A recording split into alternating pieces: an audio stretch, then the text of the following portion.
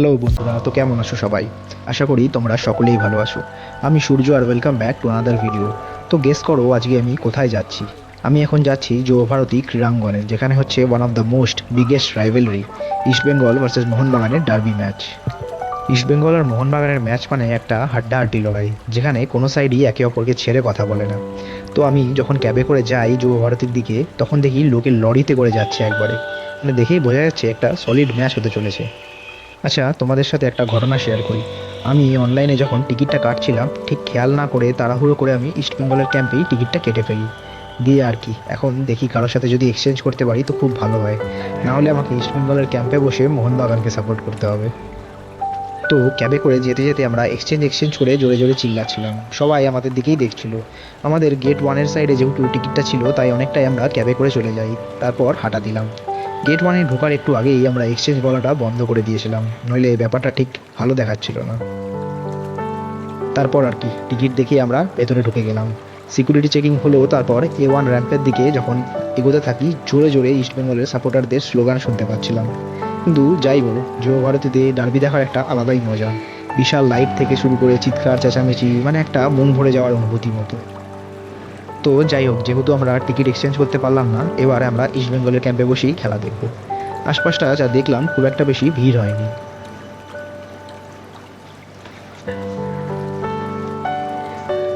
খেলা শুরু হবে 7:30 থেকে, তবে ভিড়টাকে এড়াতে আমরা একটু আগেই ঢুকে গেছি। এখনও অবধি মাঠে প্লেয়াররা আসেনি। আচ্ছা, তোমাদের জন্য আমি একটু ছোট্ট করে মোহনবাগান আর ইস্টবেঙ্গলের আগের ডার্বি ম্যাচের হিস্ট্রিটা বলে দিই। লাস্ট 7বার ধরে ডার্বিতে মোহনবাগান ইস্টবেঙ্গলকে হারিয়ে এসেছে। তো দেখা যাক এবার কি হয়। এখনও অবধি মাঠে দুই দলের কোনো প্লেয়াররাই আসেনি যদিও। তো আমরা চারপাশটা দেখছিলাম আর ভাবছিলাম, আমাদের মতো আর কোনো অপর দলের সাপোর্টাররা এই ক্যাম্পে বসে আছে কিনা। যাই হোক, ইস্টবেঙ্গলের ক্যাম্পে বসে মোহনবাগানকে চিয়ার করতে হলে বুকের পাটা লাগবে, সেটা বুঝেই গেছিলাম। আস্তে আস্তে 7টা যখন বাজলো, স্টেডিয়ামটা আরও ভরে আসলো। তারপর বড় স্ক্রিনে অ্যানাউন্সমেন্ট হয়, এটা একটা খেলা মাত্র, খেলাটাকে খেলার মতোই যেন নাও। তারপর আস্তে আস্তে ইস্টবেঙ্গলের প্লেয়াররা সব ঢুকতে লাগলো বাচ্চাদের হাত ধরে। মাঠে একবারে হই হুল্লোড়ে ভরে গেল। জোরে জোরে ইস্টবেঙ্গলের স্লোগান দেওয়া শুরু হয়।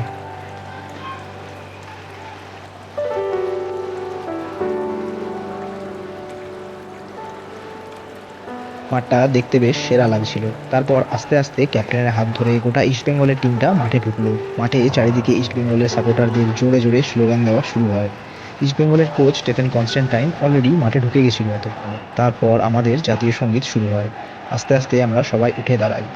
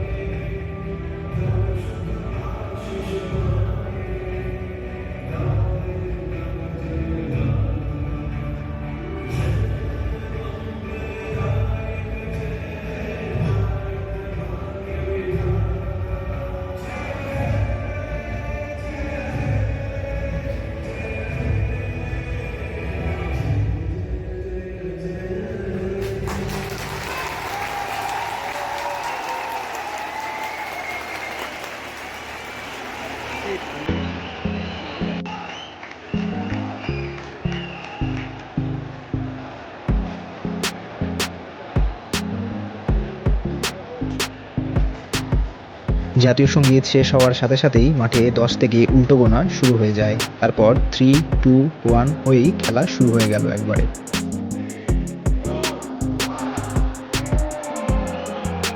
তো চলো বন্ধুরা, শুরু করা যাক 2023 সালের ইস্টবেঙ্গল মোহনবাগানের আরেক ঐতিহাসিক ডার্বি ম্যাচ। আর হ্যাঁ, যদি তোমাদের ভিডিওটা ভালো লাগে তাহলে লাইক আর সাবস্ক্রাইব করতে ভুলো না যেন। তো চলো শুরু করা যাক।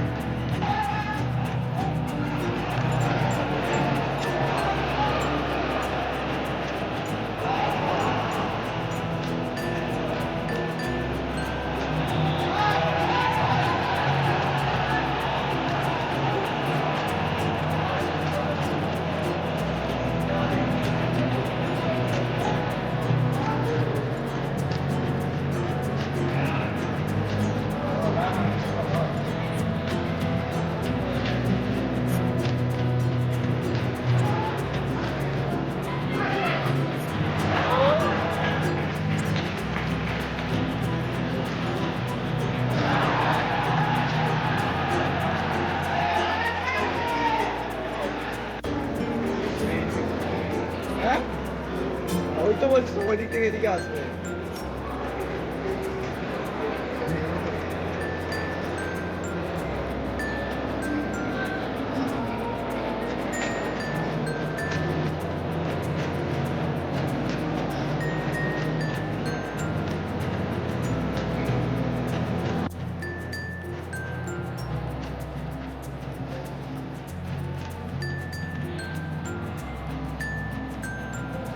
এই পেনাল্টি কিকের পরেই মোহনবাগান প্রথম গোলটি করে দেয় ৬৮ মিনিটে। এরই সাথে মাঠ পুরো উত্তেজনায় লাফাতে শুরু করে দেয়। ভেতরে ভেতরে আমরাও খুব চিয়ার করি। তার একটু পরেই যুবভারতীতে একটা হেভি মোমেন্ট হয়, যখন সবাই তাদের মোবাইল ফোনের ফ্ল্যাশ জ্বালিয়ে দেখাতে থাকে, যেটা দেখতে একদম সেরা লাগছিল।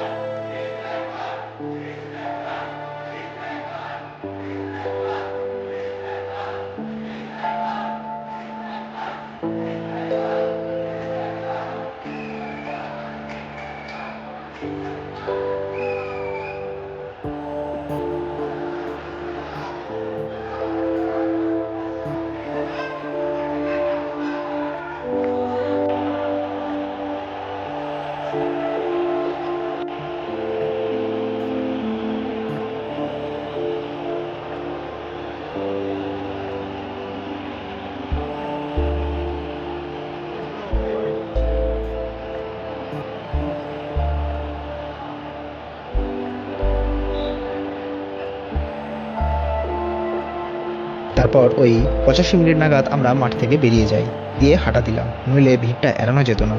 আসার সময় আমরা ঠিক করেছিলাম মেট্রোয় আসবো। তারপর মেট্রো স্টেশন যেতে যেতে বাইরে থেকে আবার একটা হই হুল্লোড়ের আওয়াজ শুনতে পেলাম। মোবাইল দেখেই বুঝলাম আরেকটা গোল করেছে মোহনবাগান। এবার তো মন খুলে জোরে জোরে আমরাও চেয়ার করতে শুরু করলাম। দিয়ে মেট্রো স্টেশনে এসে দেখি সে তো আরেক অন্য লেভেলেরই স্লেজিং চলছে, দেখে সেরা লাগলো।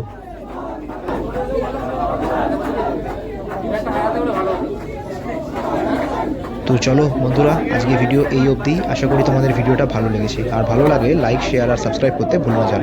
ভালো থাকবে সবাই, ধন্যবাদ।